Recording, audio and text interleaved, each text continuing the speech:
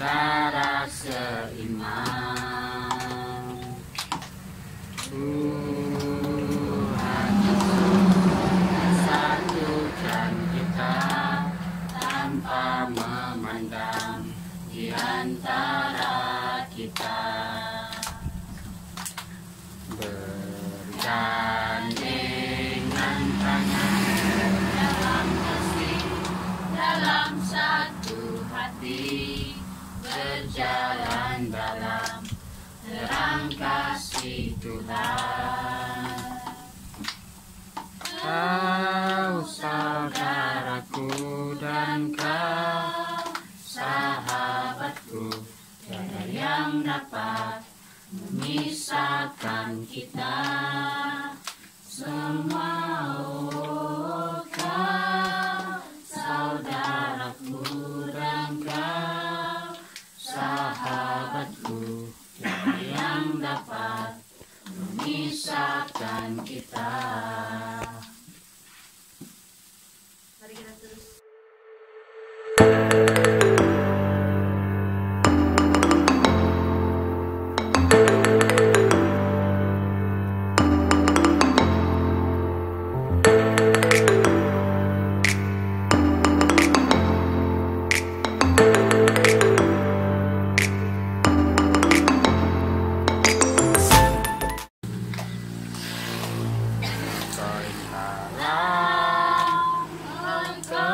Kesiananmu,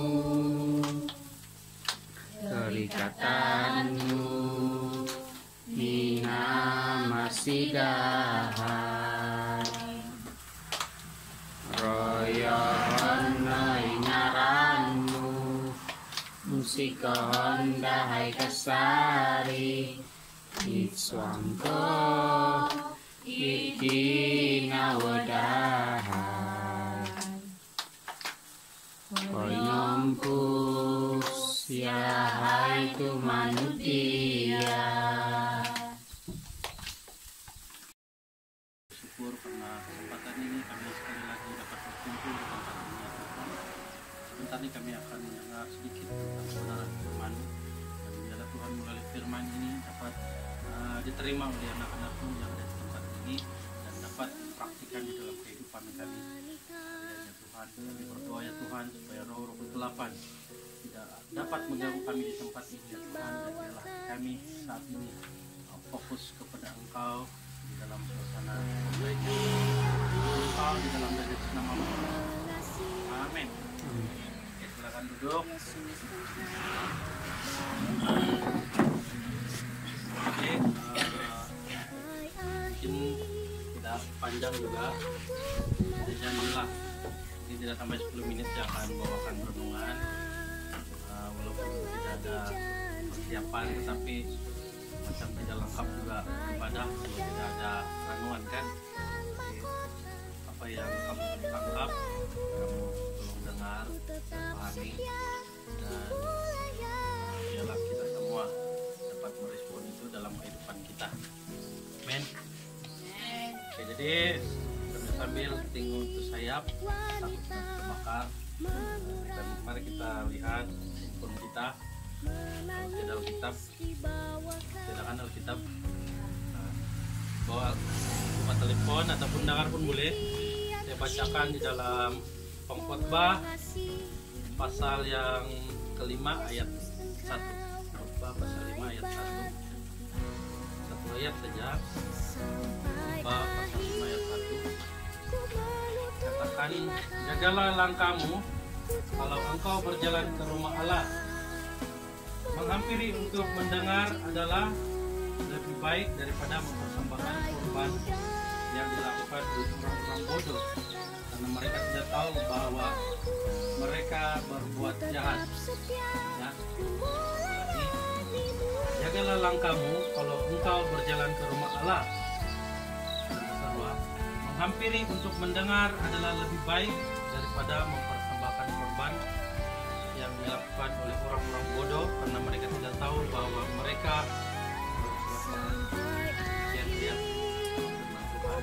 Jadi di dalam ayat ini ditekankan tentang ibadah.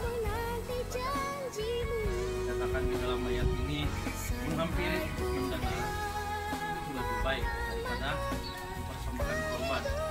Tetapi mereka tidak tahu apa yang mereka buat. Ya. Mereka hanya mempersembahkan korban, tetapi mereka tidak tahu. Mereka tidak peduli sama ada mereka berdosa ataupun tidak. Jadi ibadah bukanlah satu ataupun sekadar aktivitas rohani yang biasa kita lakukan di gereja setiap hari. Maksudnya di sini ibadah bukanlah semata-mata kita fokuskan pada hari Minggu, ya, dan kita jadikan itu sebagai aktivitas yang biasa dilakukan ya setiap minggu, ya, ataupun saat kita menghadapi pergi persekutuan ya. Sebenarnya kita suasana kita di dalam acara kita ini piknik, mungkin orang lain beranggapan atau kita sendiri beranggapan bahwa piknik itu bukanlah satu sebagian daripada ibadah ya, tetapi jangan salah sangka, sebenarnya piknik yang kita adakan sekarang juga merupakan sebagian daripada program PMM dan juga merupakan aktiviti ibadah kita di hadapan Tuhan ya. Kenapa saya katakan begitu? Karena di dalam ibadah ini kita tidak lupa untuk kita memuji memuliakan nama Tuhan ya. Dan oleh sebab dasar itu kita tidak boleh sebenarnya melakukan ibadah ini hanya sekadar memenuhi jadwal ya. Kita tidak boleh sekadar jangan tidak saja ya. Seperti perumpamaan melepaskan batuk di tangga ya. Adakah yang paham maksud batuk di tangga itu? Batuk itu apa maksudnya? Ada yang tahu kan?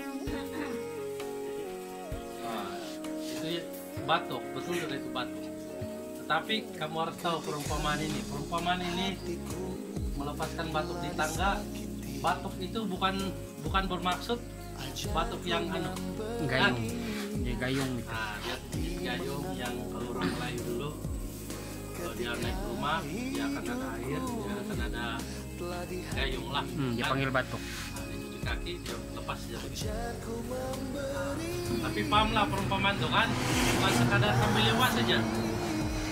Sebaliknya, aktiviti rohani harus kita fokus dengan hati bersungguh-sungguh. Ya, sebagai anak-anak muda, sebagai anak-anak muda, kita harusnya lebih fokus. Kalau kita menghadiri sembahyang mana-mana pun di gereja kah, mana pun kita harus fokuskan diri kita betul-betul beribadah di hadapan Tuhan ya. Karena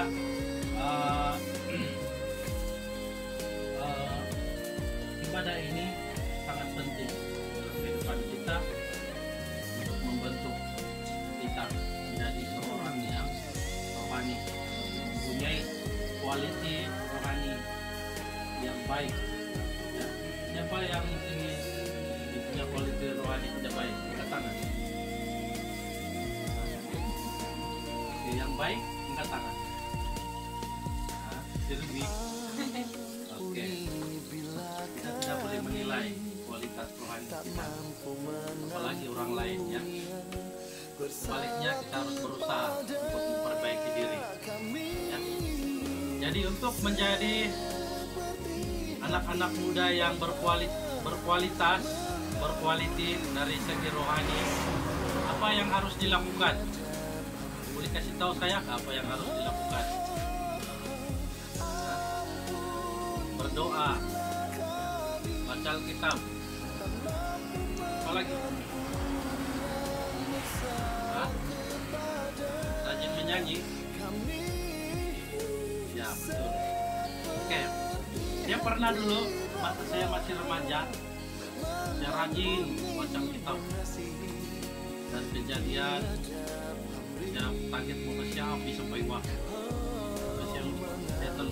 Kadang-kadang saya terlompat itu part-part tertentu. Contohnya dalam kitab apa itu Raja-Raja kan? Habis paling bosan. Kamu tahu apa kandungan dalam kitab Raja-Raja? Pasal raja-raja orang Israel. Si Anu, anaknya si Anu, ini keturunannya, ini anaknya si Anu. Jadi sangkut di situ.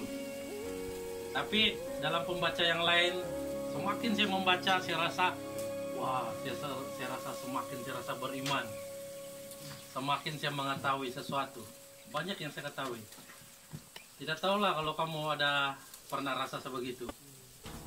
Tetapi sebenarnya pengetahuan itu sangat bagus ya. Tetapi bukan bermaksud kita itu sudah beriman ya. Sekalipun kita beriman, kalau kita tidak melakukan, dianya adalah sia-sia ya. Kalau kita mempunyai pengetahuan, kita harus praktikkan di dalam kehidupan kita. Itu adalah buah iman, buah roh ya. Sebab kalau iblis sekalipun dia tahu cerita Alkitab, iblis hidup, siapa duluan hidup? Kita kah iblis? Siapa duluan hidup? Iblis kah kita punya moyang? Iblis sangat tahu cerita-cerita kehidupan. Iblis sangat berpengetahuan. Tetapi bezanya, mereka tahu, tetapi mereka mau mencari kelemahan untuk menjatuhkan anak-anak Tuhan ya. Jadi melalui renungan ini kita diingatkan tentang pentingnya arti ibadah ya. Kalau ibadah kita lakukan sembarangan dan tiada kesungguhan hati, tidak ada rasa takut akan Tuhan, tidak akan ada puasa ya. Kalau kita beribadah pun sampai lewat, bagus tidak payah sembahyang karena tidak ada apa-apa, tidak ada puasa. Tetapi kalau sebaliknya kita lakukan ibadah dengan bersungguh-sungguh, dengan sepenuhnya mengharap kepada Tuhan, akan ada puasa ya. Contohlah kalau kita beribadah tidak kira mencampur sekutuan doa, kita meminta sesuatu ya, tolong sembuhkan keluarga saya, tolong sembuhkan saya, tolong bilang firman, menghadap pemeriksaan gitu, dengan hati yang sungguh-sungguh. Saya percaya Tuhan akan mendengar. Amin ya. Jadi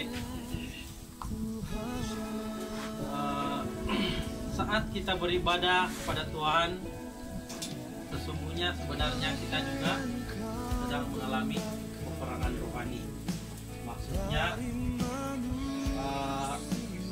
apakah kita benar-benar mencari hadirat Tuhan ataupun sebaliknya ya. Kita